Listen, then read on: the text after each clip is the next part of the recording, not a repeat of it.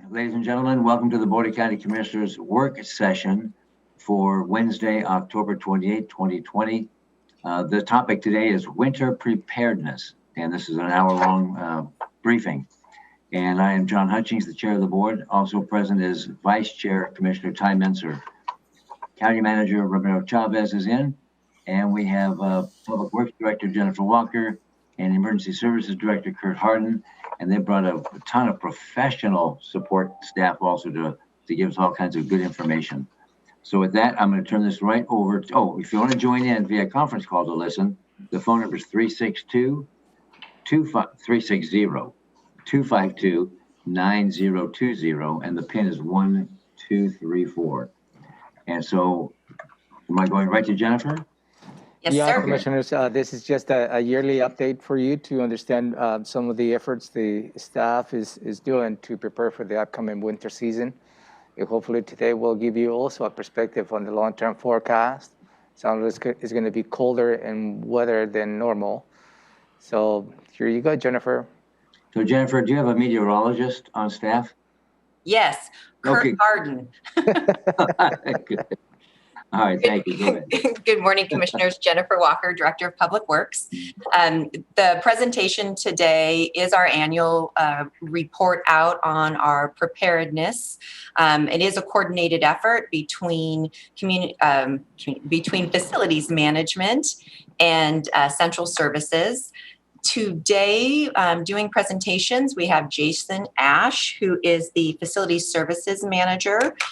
We also have Bruce Rohrbaugh, who is the Fleet Services Manager, Lucy Mills, who is the Road Operations Manager, and James Yates, who is the Emergency Management Coordinator. Sandy Ecker is also here, as well as the screen that you see that says Celeste A, that is Angela, and she's actually taking notes from Public Works. So let me share my screen.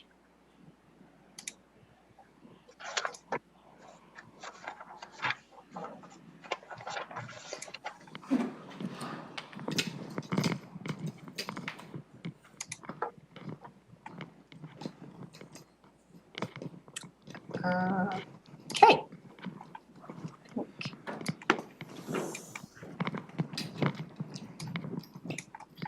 So this is an annual briefing that we do every year. It is as I mentioned before, a coordinated effort. We all have a piece that we play in getting ready to be able to respond to whatever is going to come our way during the wintertime.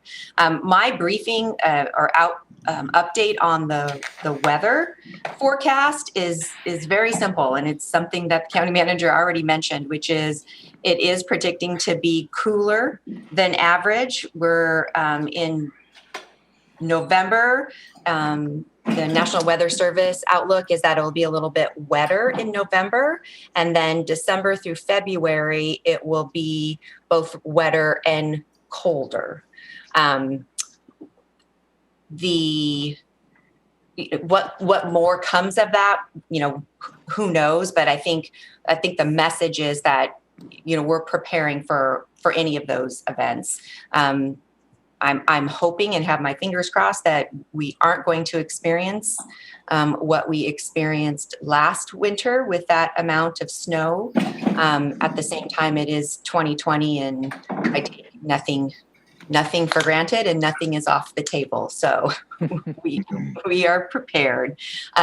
Kurt, do you want to, as our resident meteorologist, do you want to add anything more to that before we move right into Jason's piece? The only thing I was going to add in is that the National Weather Service has developed some new products that you may see that disseminated this winter season to help with predictions. Hopefully, they will be help with our clarification and our understanding as we get ready, because there's nothing worse than waking up in the morning and finding out there's snow on the ground and you had no idea snow was going to show up. So hopefully these new products will be useful. Some of them are going to be the first time we're going to see them is this winter. So we'll work with the National Weather Service to get those out to everybody. Great. Thank you, Kurt. Okay, so We have, I think I already mentioned the work units that are coordinating on this effort. And Jason, just give me a nod when you want me to move to each slide, but Jason is going to talk about what facilities has done to be ready. Good morning, Commissioners. Jason Ash, Facility Services Manager here. I'll just touch on some of the high points of what we've done and what we plan to do this winter. We are currently reviewing the previous year's after action reports to see if we need to make any changes or improvements in the procedures from the previous year. We have attached a list of completed and ongoing winter maintenance that we plan to do. Some of the things that were completed is we recently made some roof repairs to the Thurston County Correctional Facility. As I think you guys all knew, we had multiple roof leaks entering the building. Those were recently repaired. We began doing roof cleaning at all our sites. We'll continue to do that through probably late this year for leaf and debris removal.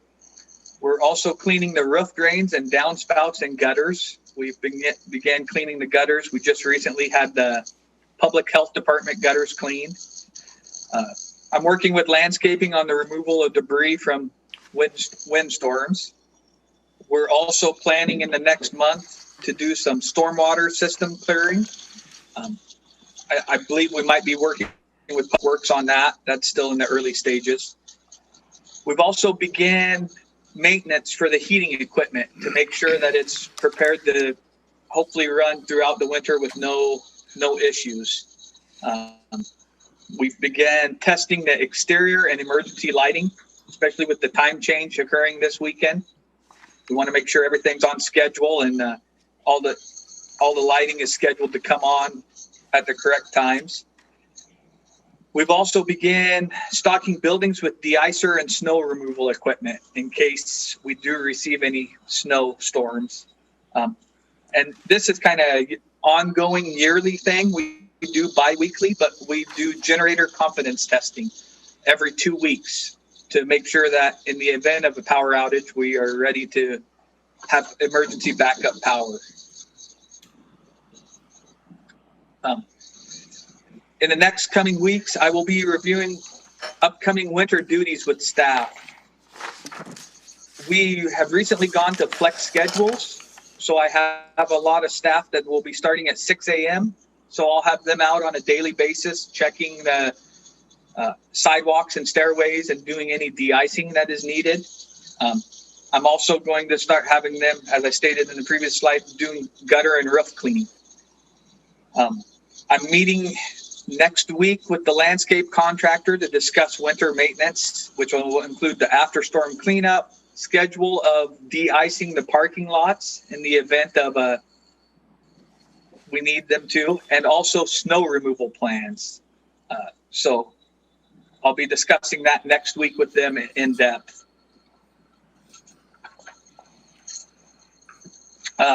When the weather starts changing around the 1st of October, we went in and changed the heating schedules to ensure buildings are heating properly while continuing to meet safety standards due to COVID-19, which has been quite a task, especially at the courthouse buildings. The options we have are very limited there with the HVAC system.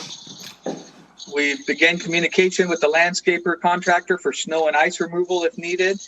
And then last is when weather conditions require, facility staff will check each building before the start of business to ensure site and buildings are ready for occupancy. That is all I have today. And I don't know if we want to take any questions now, Jennifer, or wait till the end. Absolutely, Commissioner, if you... Yeah, if this is going to be segued in between sessions, let's do questions now rather than wait till the very end. Anybody CMH have questions of Jason? No, I do not. Okay. Ty, anything? No. All right. I have a question regarding, are we going to be getting into tire chains and requirements and all that stuff at all later, or is this the time to do it? I believe that would be something that ER&R would discuss, I'm assuming. Okay, the only reason I ask is because I read an article that talked about the contradictions in the RCWs regarding snow socks versus change versus four-wheel drive versus what means in possession, like through the passes, and we don't have a pass here. It's all contradictory, and it confounds a lot of people. So I encourage folks then to look up the RCWs or contact someone, the State Patrol, if you're traveling. But also, Jason, I'm going to say it now because you've said it already once, and I'm going to say it again at the very end. Thank you for the reminder that this Saturday, October 31st, before you go to bed, or November 1st, Sunday morning, turn your clocks back. Fall back. Turn your clocks back. Thank you for that reminder, Jason. Thank you. Ready to move on. All right, I'm Bruce Rorba, Fleet Services Manager, and I'll be talking about what our team is doing to prepare for winter weather. Thank you. So preventative maintenance is a fundamental of the maintenance management, and when getting ready for the winter, we work hard to prepare the equipment for winter. We've already serviced the loaders and the construction equipment used for loading sand and salt. So services have been performed, wear items have been replaced if necessary, and everything has been checked on that end. We have checked our plows, installed our anti-icing systems and sanders.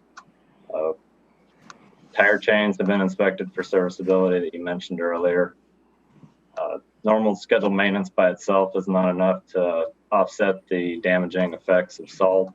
So we also provide a portable powered sprayer that applies salt neutralizer at the wash bay on Tilly. In addition to the mobile equipment, the pumps and motors out of the bullpens are checked annually. And this year we're actually replacing 3 out of the 4, with the 4th being scheduled for next year. In the past 5 years, we've partnered with Public Works to modernize the winter equipment. We now use pre-wet sanders, which have improved performance. Fleet Services stocks longer-lasting plow bits that can withstand a full season of use. Last year, there was an upgrade and standardization of controllers for the anti-icers and sanders, and we have a telematics program in place. Next slide. Thank you. At the beginning of the season, central stores review stock levels to ensure appropriate parts and supplies are on hand in case of an event. So plow bits, grader bits, and flares are checked for appropriate quantities. The Tilly Fuel Island has 2 20,000-gallon tanks, one for unleaded and one for diesel. Year-round, these kept at 50% or more, and if the forecast indicates poor weather, the tanks are topped off if needed. This year, there's currently reduced availability for tires due to COVID impacts on the supply chain, and Fleet Services has increased tire stock levels temporarily to provide an adequate supply on hand in the event of a winter event. In the event of an emergency requiring 24-hour support, we would shift to 2 12-hour shifts with 4 technicians and 1 store specialist per shift. In the next couple of weeks, I'll be talking with staff about how COVID leave potentially impact and how we would work around that if people have requirements. And pending any questions, I'll be followed by Lucy Mills, Road Operations Manager. Any questions for Bruce? No, sir. No? I got one, Hutch. Oh, go ahead. Bruce, you mentioned telematics program. I remember seeing this on a warrant report and asking about it, and I forgot what the answer was. Can you tell me what that is? So telematics is a vehicle location system that works over commercial data networks. So it's a position locator. It does a lot more than that, though. The systems installed in the Public Works roads maintenance vehicles have the ability to indicate whether the PTO is off or on, or the speed, locations, idling, basically a full snapshot of vehicle status. Bruce, do you want to say what PTO is? Sorry, power takeoff. So if the vehicle is running a mower, if it's a tractor, or in the case of a dump truck, the hydraulic systems.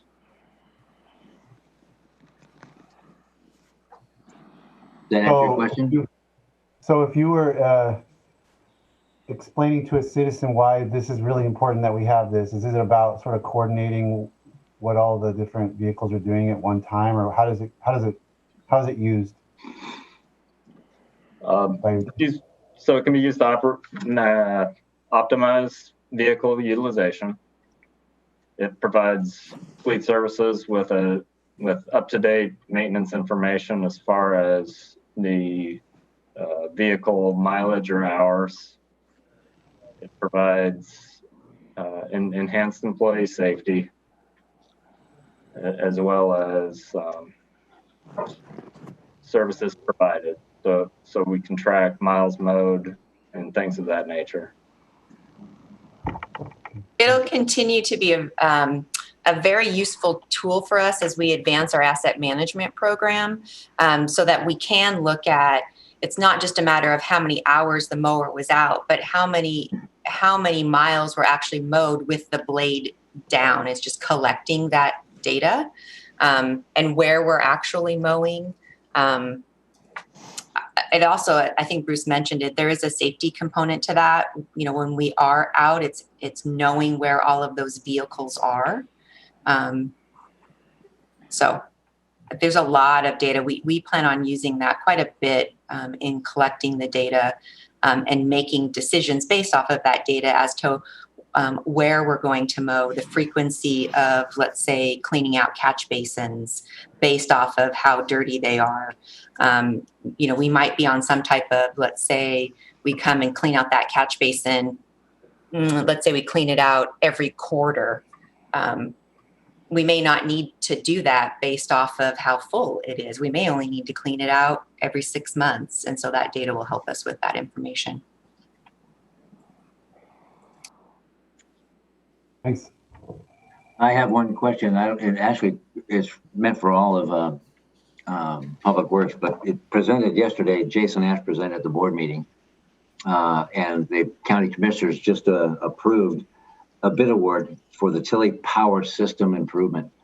Since we're coming into winter, so somebody want to explain that to the public? I can, I guess. The Tilly Power System improvement is to add a standby generator with an automatic transfer switch for the brine plant for Public Works. That way, in the event of a power outage and we have freezing weather, that they will have the capability to mix their brine as they need. So that's what the improvement includes.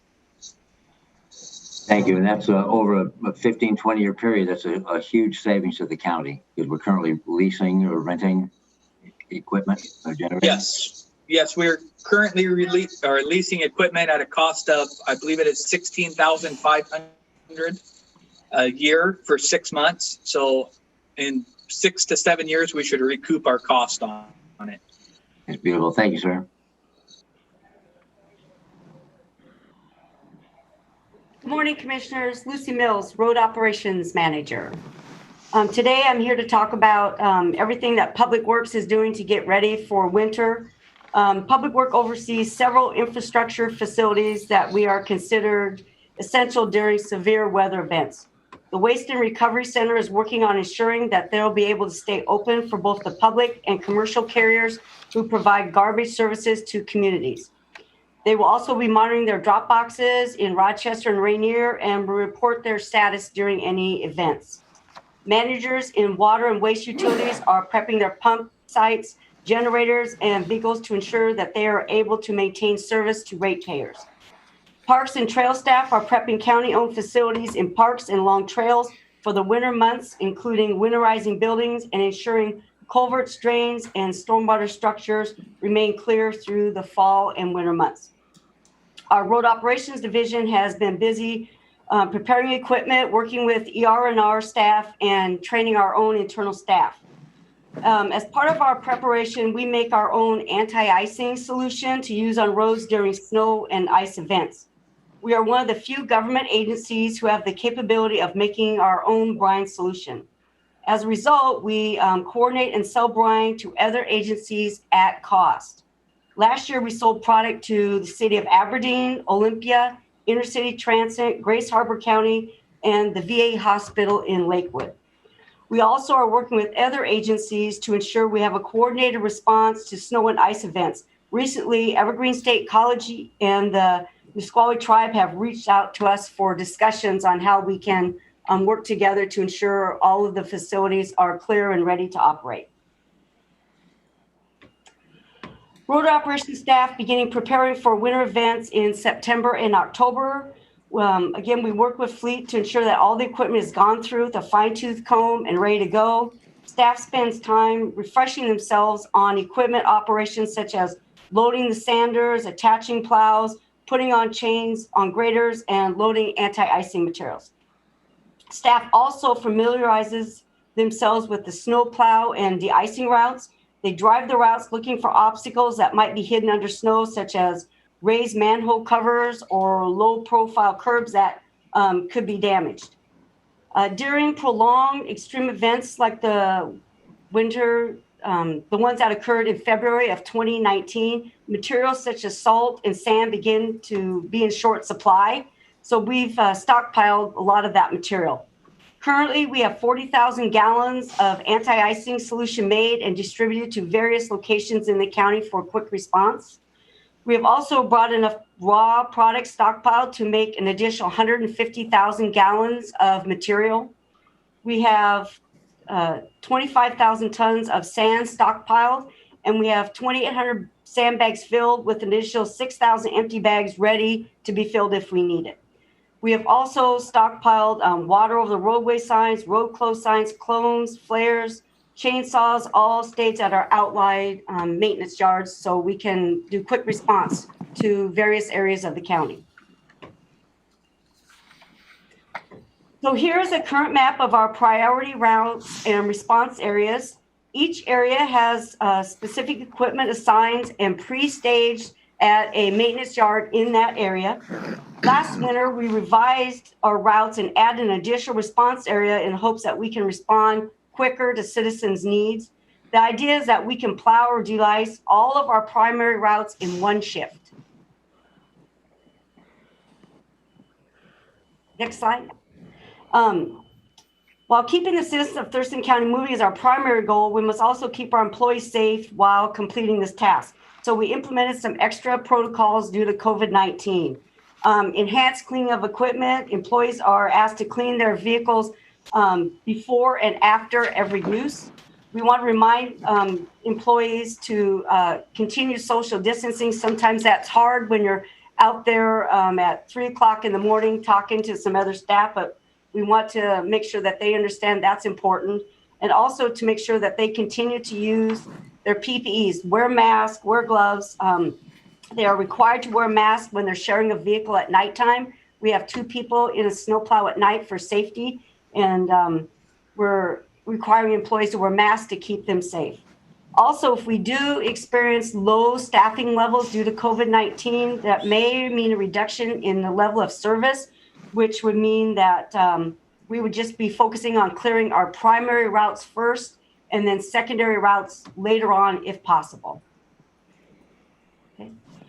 Our staff has been working with County Public Information Office to ensure that the public is aware not only of our preparations, but where to find out information about the status of roads and other infrastructures during a weather event. This included writing news stories, creating a video for distribution on the county-owned social media and news pages.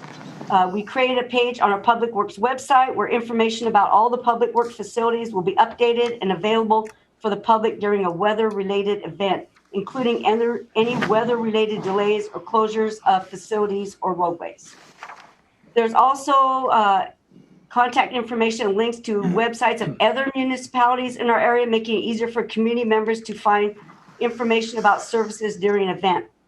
We have also set up protocols to ensure that staff will be on site to provide communication support during severe weather events, working as a liaison between the public works staff, emergency management, and the public information office to ensure timely updates are provided about infrastructure during severe weather events.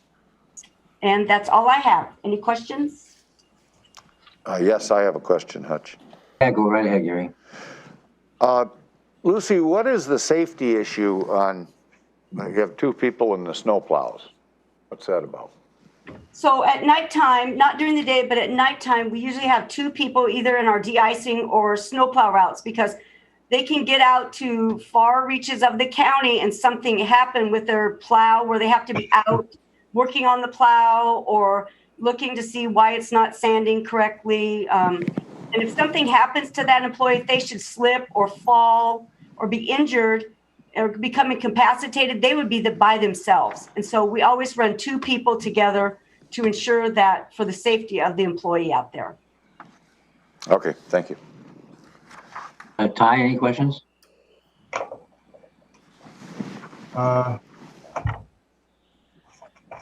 When we had our Snowmageddon or whatever, I'd been in office for about 5 minutes, and it was I got a lot of questions about snow plowing and what roads get plowed and what roads don't get plowed. And I'm wondering, number one, if you could just restate the kind of philosophy about that so that I can remember well and explain it to folks who ask me. And then number two, if were there any lessons learned from Snowmageddon and any changes to maybe how it was done then that I should be aware of if we were to encounter something this winter similar? So our theory on plowing is we have our primary and secondary routes. So the primaries are all the major arterial collector roadways. So we focus on those first. Then we move to our secondary routes, which are more of the collector type routes. We usually do not plow into subdivisions. Snowmageddon was a little different. We tried that. Just because we were able to, after we finally caught up on our main arterials and secondary routes, there was still so much snow in the subdivisions that we went ahead and went in there. That is not our goal to do that all the time. Usually the events that we have are so small that we, by the time we get our primary and secondary really taken care of, the subdivisions are pretty cleared out already. Lessons learned, we did not have enough material stockpiled, and we worked with fleet to ensure that we have, now this year we have chains, we have bits for our plows. Those were things that were running in short supply. We were starting to run short on sand and salt. That was across the nation because everybody was in Snowmageddon together. So we have really worked hard on stockpiling all those things so that we can ensure that we have those if we do get into another situation like that. And these are products that if we don't use them this year, we can just hold them over for a year or two. They're not going to go bad. So it's a good investment. Is that it, Ty? Yeah, I mean, that's helpful. And I understand that makes sense. I guess there's always those isolated cases where an old lady stranded at the end of I remember there was one on Summit Lake, I want to say, like a side road off Summit Lake, and they couldn't get out. And I guess I'm wondering we get those kind of frantic calls, and I guess I'm wondering what are the options in a situation like that? What are the options for a person in that situation if they're in a kind of an emergency situation? Maybe they have a medical issue, or if I don't know. I mean, I can understand we're busy doing primary routes or secondary routes, let's say, and I get a call like that. Where do I send a person like that? Where do I tell them their options are? I think that might be something that Kurt or James can answer because I think they do have some capacity to help citizens like that. Perfect. Thank you. Lucy, I have two comments and one question. First comment is regarding the mixing of the de-icing solution. And as an example, a city I used to work in, it was about 10, maybe just over 10 years ago. It'll remain nameless, but just say Olympia for the sake of argument. When they received their solution, they mixed it, stretched it more with water to stretch the product out. And during a major event back then, there was on 4th Ave Bridge and 5th Avenue Bridge, it was an all skate and created a ton of accidents. So I know that the county, we're mixing the proper solution to get the right mix. Number two, I'm glad when you prioritize your primaries and the emergency routes and the secondary roads, that makes sense to me. And I did take some complaints, as Commissioner Menzer mentioned, from some people living out in rural county on a cul-de-sac were angry their street didn't get plowed. But that makes sense because the city I used to work in, remaining nameless, they did the fire department, of course, and the priority was the main corridor, and the secondary was law enforcement, the back of the police department, which didn't set well with the chief or anybody. We couldn't get out of the parking lot. So I'm glad we have our priorities set straight. I know the city does now. But the question is, this is the big, huge if, and this is Kurt's world, emergency management. This is the COVID season, but we're also coming into the flu season. And we have contingency plans if we run out of product or if a machine goes down or a truck goes down. But what if our employees go down? What if we have suddenly we don't have any employees to run these machines? Do we depend on the State Department of Transportation or city, or what do we do for redundancy? So what we've looked at is trying to keep our employees. So we have groups of employees that are being dispatched in certain areas away from each other. So we're trying our best to keep employees separated and safe so that if we do get some kind of outbreak, it'll be only in a small group of employees. We're also looking at doing training more employees this year. So we had a really robust training where employees actually had to physically load the sander in. They had to physically put on the plow. They had to physically load the de-icer. So we did a real concerted effort on trying to train more employees.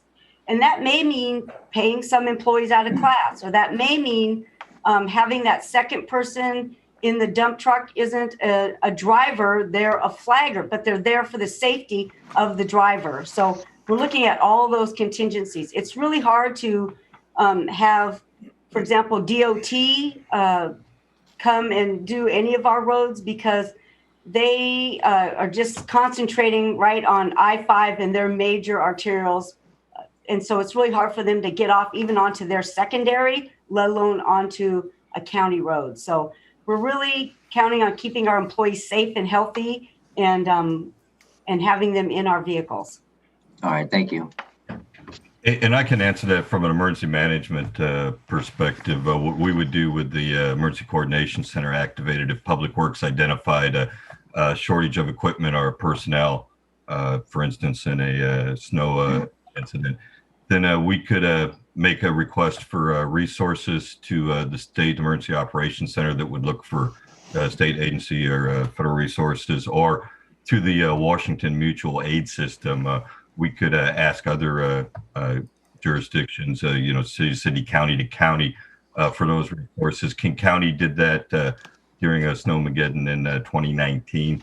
But bear in mind that if it was a large regional incident like in 2019, everybody was stretched on resources. Thank you, James. That's helpful to know. Thank you. Okay. And I guess that's probably a good transition to the emergency management section. I'm James Yates, Emergency Management Coordinator with Thurston County Emergency Management, and I'll be briefing the board this morning on what our activities and preparations are for the winter. Beginning with training and outreach, we did an annual fall winter weather outlook meeting. We held that via Skype because of COVID protocols on October 22nd. Coordinating agencies included the National Weather Service, Puget Sound Energy, Intercity Transit, WSDOT, State Department of Enterprise Services, the Public Works Departments from the county and the cities in the county, as well as emergency management from both the county and our cities. fire districts, and the Port of Olympia. As far as capability for our Emergency Coordination Center, we've really enhanced our capability for the ECC through experience in 2020. We've been activated for nearly most of 2020, with starting with the Nisqually flood, and then with COVID, with the Bordeaux Road fire in September. We've also improved our capability to do virtual or remote ECC operations if we need to. We did this for many days during the Snowmageddon of 2019. We have a greater capability to do that today as a result of improved teleworking infrastructure that we have as a result of COVID for our day-to-day operations. We'll be updating the Emergency Coordination Center staff availability for this warm winter storm season. So we have a call-out list of county employees that are available and willing to staff the Emergency Coordination Center if needed. And then also on our search and rescue snow transport plan that was Lucy alluded to a little bit earlier during her presentation. We do an annual plan update for snow transport. We have our mobile search and rescue units, our volunteers, that will do a emergency snow transport. We update this plan every year.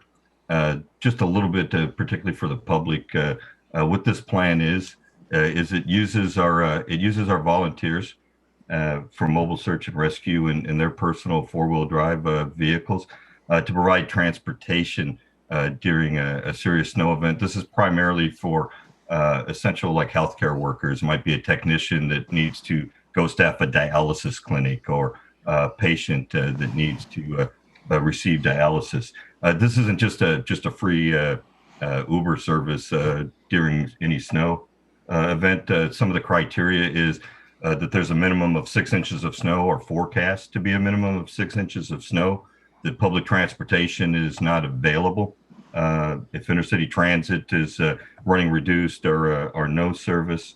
And then it's also dependent on being able to coordinate and prioritize the needs that we receive versus those volunteer resources that we have.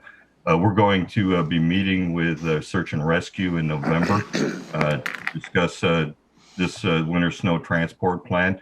I just want to point out, again, they'll be meeting in November, but because of the COVID protocols, and these are volunteers, obviously we're very concerned for the safety of our volunteers. There is a possibility that snow transport will not be available this winter. If that is the case, and again, I say if because it's not definitive until after we've met with our volunteers. If we don't have the capability to do the snow transport like we normally do, then what we'll do is we'll coordinate closely with intercity transit with their bus and dial lift operations to try to mitigate and close any gaps, and coordinate very closely with the healthcare system in the event of a major snow incident. Then moving on to flood preparations. The slide up now. As you all know, one of the largest hazards that we face in the winter in Thurston County is flooding. So what we've done for flood preparedness is the county flood bulletin. I don't know if you can see that or not, but we do an annual county flood bulletin working with other county departments. That was mailed out prior to Flood Awareness Week, which was October 12th to 16th. We mailed 8,700 copies. They went to people in high groundwater flood areas, the 100-year floodplain residents, flood of record, maximum dam failure flood area, and all of our opt-ins for TC alert registration. This flood preparedness bulletin provides information on flood preparedness and prevention, floodplains and flooding, info for our rivers and streams, as well as groundwater flooding, contact information, how to stay informed during an incident, and how residents can sign up for TC Alert to receive push notifications. As part of Flood Awareness Week, we also worked with our public information officer to put out a news release, and we conducted a flood notification test of the TC Alert notification system to all of our opt-in recipients on the system. We'll be coordinating with fire districts for positioning sandbags at fire stations and providing locations to the public on our website. They usually include those fire stations and fire chiefs agree to pre-positioning of sand and sandbags, and we also issue. Good. Next slide, please. All right, then next thing, next two slides, I just want to go over just kind of. Could you make me a copy of this? The process for declaring an emergency in our ECC activation process. Thanks. Declaring an emergency in accordance with our county ordinance, Title III, and our comprehensive emergency management plan. Whenever there's an emergency situation, emergency management or the emergency coordination center, if activated, will monitor the situation and draft a resolution to declare an emergency. If a declaration of emergency is warranted, the emergency management manager, or if the ECC is activated, the ECC manager will recommend to the director of emergency management or to the board, if the director is not available, that a local emergency be declared. Then the board may proclaim a local emergency. And there are considerations within the ordinance for continuity operations and continuity of government. So if none of the commissioners are available, then the director of emergency management or the county manager can issue the proclamation. If neither of them are available, we have lines of succession identified in the ordinance for the director of emergency management, or for the assistant county manager, or the emergency management manager could issue that proclamation, and then the board could ratify or rescind any proclamation that you did not issue at the board's next meeting. And then finally, to ensure that we don't have a state of emergency and we forget to rescind it, normally when we do a declaration of emergency, we'll terminate it 30 days after it's been declared, unless it's extended by the board, as the board did do numerous extensions for the COVID because it was a very long incident and extended state of emergency. Next slide, please. All right, then finally, the ECC activation process. The County Director of Emergency Management, Kurt Harden, or his designee, might receive a request to activate the Emergency Coordination Center. This could come from emergency management staff monitoring the situation, the after-hours duty officer, TCOM. It could be another county department requesting the ECC to activate to provide assistance, public safety agency, law enforcement, or fire, or it could be an incident commander. Then the director will recommend activating the ECC to the county manager. The county manager or their designee will approve that activation, and then they will inform the board. Once the county manager approves ECC activation, the director will appoint the initial ECC manager, and then that ECC manager will initiate call-outs to provide staff for the Emergency Coordination Center at the appropriate level for that incident and for that point in time. Next slide, please. And with that, any questions for emergency management or for any of us?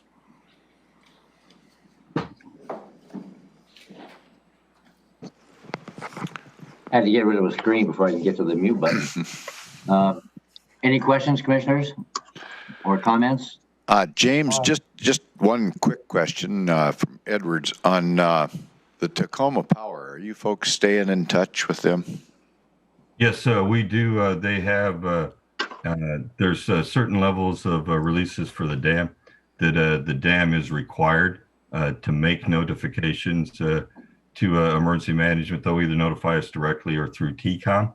I can tell you in February with the releases on the dam during the Nisqually flooding, the dam, not only did they make timely notifications to us at the required levels, but they also gave us notifications even below the levels that they were statutorily required.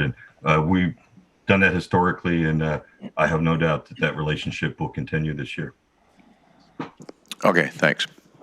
That was the only question I had. Ty, go ahead. I was just curious. It's not a winter thing, but I was wondering where we stood with our emergency disaster framework that we were working on there last year, and I hadn't heard any. I know there was an ILA that was kind of being tweaked, and I hadn't seen it or heard about it. I just wonder where things stand. I'm sure we're all busy with other stuff, but I'm just curious. And I'll defer to Kurt or Sandy. They would have more relevant information to that than I would. Yeah, so we were coordinating it. We had the draft. It went out to all the jurisdictions within Thurston County. And then we got hit with the flood, COVID, the fire. And again, that's one of the things that we plan on getting back on track with. But I would just got to say that 2020 is going to have an asterisk next to it, because we're just going to throw all numbers out for 2020, including anyone who wins the World Series, because it's just an anomaly. But we're planning on getting that back on track, as we can get things back under control.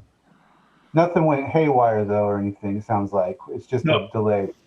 We've not had any pushback or anyone standing up and saying, no, not us. We're not part of this. We don't believe in it.